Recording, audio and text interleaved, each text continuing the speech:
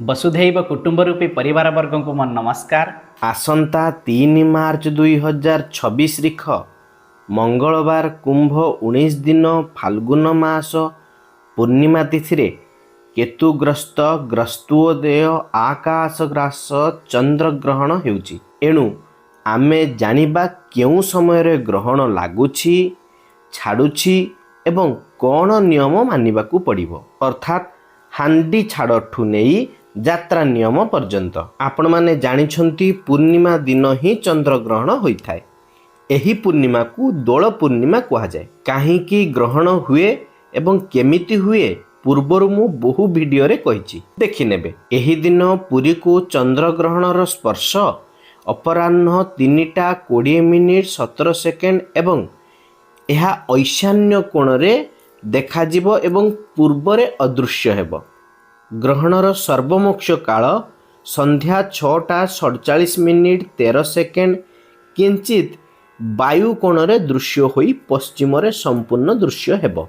तेबे ग्रहण काल संध्या 6:47 माइनस 3:20 इजकल टू 3:26 तेबे ग्रहणर मध्यकाल 3:26 हरण 2 इजकल टू 1:43 तेबे स्पर्श 3:20 प्लस 1:43 अर्थात संध्या 5:03 यह सामान्य अदृश्य रहिबो।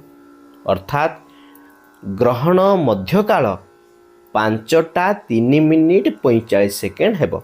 यह पुरी को दृश्यमान समय। निज स्थानर समय जानिबा पई हेले आपनकु पुरी समय सह निज स्थानर समयांतर व्यवधान को जोग करिबा को पड़िबो। जेमिति अनुगुल हेले 3:12, कटक हेले 16 सेकेंड, कलाहांडी हेले 11:18, केन्द्रापड़ा हेले 2:12, गंजाम हेले 3:28, नयागढ़ हेले 2:56, बालेश्वर हेले 3:32, बारिपदा हेले 3:44, बौद्ध हेले 6 मिनिट, भुवनेश्वर हेले 8 सेकेंड, जाजपुर हेले 1:52, संबलपुर हेले 7:12 एवं अन्य गुड़िक प्राय पांजिरे अच्छी आपण देखिनेबे। एमिति भाबरे आपण पुरीर दृश्य समय ठारू निज स्थानर समयांतर व्यवधान को प्लस करी आपण निज स्थानर दृश्य समय को जानी पारिबे। आपण माने जानिछंती चंद्र ग्रहण रे 3 प्रहरर पूर्वरु अर्थात 9 घंटा पूर्वरु सूतक काल बा पाक निषेध होइथाय। एहाकू हांडी छाड़ मध्य कहा जाए। तेबे स्पर्शर 9 घंटा पूर्वरु अर्थात सकाळ 6:20 ठारू सर्वमोक्ष संध्या 6:47 पर्यंत पाक त्याग अन्न भोजन देवनीति निषेध। एही दिन सूर्य उदय 6:08 तेबे उदयर 11:29 परे पाक त्याग देवनीति इत्यादि निषेध। किंतु बहु जगार सूर्य उदय ठारू पाक त्याग कहा जाउची।